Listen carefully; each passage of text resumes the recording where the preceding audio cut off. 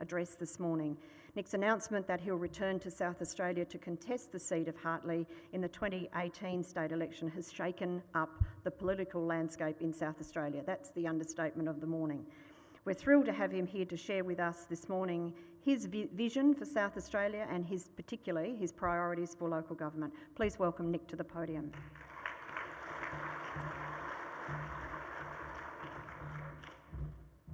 Thanks very much, Lorraine. And thank you to the LGA for inviting me. And of course, I acknowledge I don't have parliamentary colleagues anymore, but I can acknowledge the parliamentarians here, to Kelly, to Mark, and to Robert. And it's terrific that they are here, and I acknowledge their long-standing involvement and concern about the importance of local government. Now, I understand the major parties have, for whatever reason, been reluctant to take up such an opportunity to speak at this conference, so their loss is my gain. I'm under no illusion why I'm here. Politics is a brutal numbers game, and right now the numbers, in opinion polls at least, indicate that SA Best has a real chance of picking up a number of lower house seats at next year's state election, including, I hope, the seat of Hartley, which I'm contesting. If that is the case, and SA Best holds the balance of power, we would unashamedly, unapologetically, pursue our agenda for open, honest and better government for South Australians. We want to bring about long overdue institutional reforms that will make the Parliament work harder and smarter and be more responsive to tackling the state's many problems. But before I outline these proposed reforms, and especially in the context of local government, I acknowledge that I'm by no means an expert on local government, nor have the expertise many of you have in tackling issues as elected members or as employees of local councils. So it is a bit daunting to be talking about a topic in a room full of people with much greater expertise than me. So I thought I'd begin by telling you a salutary tale of a farmer and someone who thought he was an expert. If you've heard it, too bad. You're going to hear it again. And the story goes something like this. A farmer was herding his flock in a remote pasture when suddenly a brand new BMW advanced towards him through a cloud of dust. The driver, a man in an expensive suit, leaned out the window and asked the farmer, "If I tell you exactly how many sheep you have in your flock, will you give me one?" The farmer looked at the man, then looked at his peacefully grazing flock and calmly answered, "Sure." The man got out of his car, whipped out his iPad, surfed to a page on the internet where he called up a GPS satellite navigation system, scanned the area and then opened up a database and an Excel spreadsheet with complex formulas. He sent an email on his BlackBerry because he's old school, and after a few minutes he received a response. Finally, he printed out a 130-page report on his miniaturised printer and turned to the farmer and said, "You have exactly 1,586 sheep." The man said, "That's correct. You can have one of my sheep," said the farmer. He watched as the man selected one of the animals and bundled it into his car. Then the farmer said, "If I can tell you exactly what your business is, will you give me back my animal?" "Okay, why not?" answered the man. "Clearly," said the farmer, "you're a politician." "That's correct," said the politician, amazed, "but how did you guess that?" "No guessing required," answered the farmer. "You turned up here even though nobody called you. You want to get paid for solving a problem that didn't exist by answering a problem I already knew the answer to, and you don't know crap about my business." He looked the politician in the eye and said, "Now, give me back my dog." Now, I should point out that I can tell the difference between a sheep and a dog, usually, and I'm sure none of us here would like to have the wool pulled over our eyes. And maybe that story explains how you feel about state government and the role of local government. It would be trite to say that local government performs an indispensable role in our communities. As the former US Speaker of the House of Representatives, the legendary Tip O'Neill, once said, "All politics is local." And you don't get much more grassroots and local than what you do. Although I wish I could tell you that all of my experiences as a state and federal MP with local government have been positive, largely, but there have been a couple of notable exceptions. At the risk of being inflammatory, I'm still smarting from a legal dispute when I represented residents of the Brighton Caravan Park several years ago on a pro bono basis. I thought the City of Holdfast Bay, in its desire to evict those battlers, was being unfair and bloody-minded, although I'm sure Council thought even worse of me for being involved. And going back a few years earlier, I'm still mystified why the Macpherson report on Burnside Council was shrouded in so much secrecy. There needs to be a process where such reports see the light of day, where natural justice and due process are followed in a timely manner. There ought to be better institutional mechanisms to deal with such disputes and complaints rather than having ad hoc one-off inquiries. I mention those two examples because they highlight the need to improve appropriate systemic accountability measures and safeguards. But by the same token, I do not want local government to become a populist whipping post for state politicians where blame shifting is the currency of political debate rather than problem solving. My former colleague in the Upper House, John Daly, campaigned for rate capping at the 2014 state election. I respect his position on that. Whilst I support additional accountability measures to ensure the efficiency of local government in delivering services, rate capping by itself is both a blunt political tool and very shallow public policy. Rate capping fails to take into account any cuts in state or federal funding, an increased debt burden to avoid rate increases, the challenges of maintaining existing services, or the need to give local communities autonomy to set their budgets and therefore their rates. But I do support a series of reforms that need to be worked through in conjunction with local government to make councils more transparent and accountable. The LGA has raised many of these measures, including strengthened audit committees, clear business plans, greater independent oversight of financial matters and compliance, better and more meaningful consultation, and effective benchmarking so ratepayers know they are getting real value for money. On consultation, there's a requirement with rate increases you need to hold public meetings. That was an amendment I actually moved in the Legislative Council about 15 years ago under a former, or 18 years ago rather, under a former Liberal government where that was accepted as an amendment. Now, I support all the measures of the LGA and I hope to be in a position in the next SA Parliament for these reforms to be implemented, reforms that should also be mirrored at a state government level. There should not be a higher standard of rules for local government than for state government. There should be a consistency of approach with the highest standards of openness and transparency. Rate capping is a distraction to a real reform agenda that will deliver much better value for money for ratepayers, including the efficacy of state and federal government grants being channelled via local government for better service delivery. SA Best supports a comprehensive local government reform package in close and cooperative consultation with the LGA, with councils, with elected members, and above all, with ratepayers. A key aim should be to re-engage and re-energise the participation, the active involvement of ratepayers in local government. Any reform process needs to be evidence-based, one that is both robust and fair and subject to a thorough and transparent cost-benefit analysis.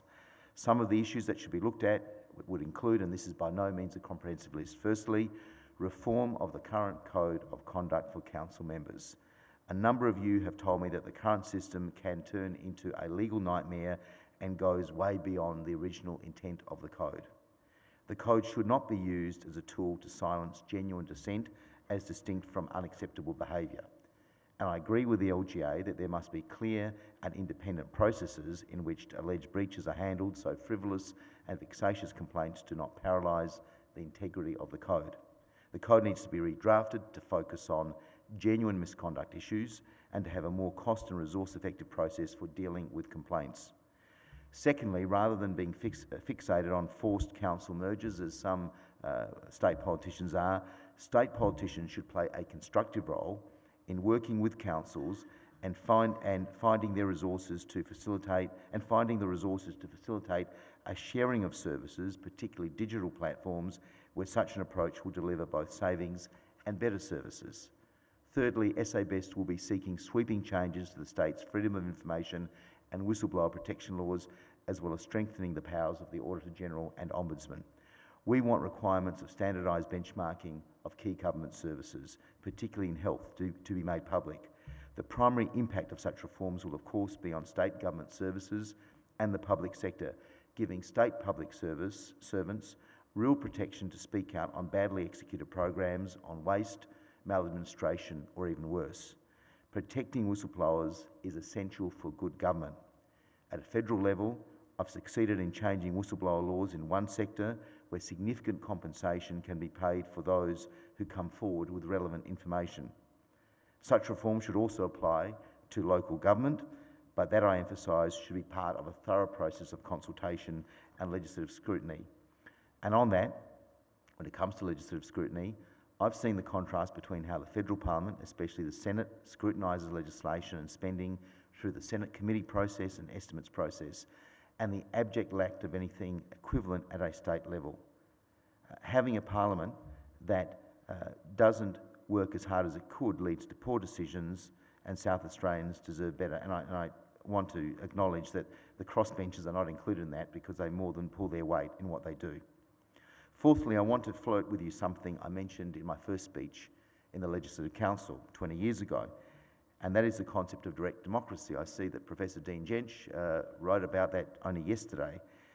It has been part where citizens can initiate referenda on key issues and bind their elected representatives.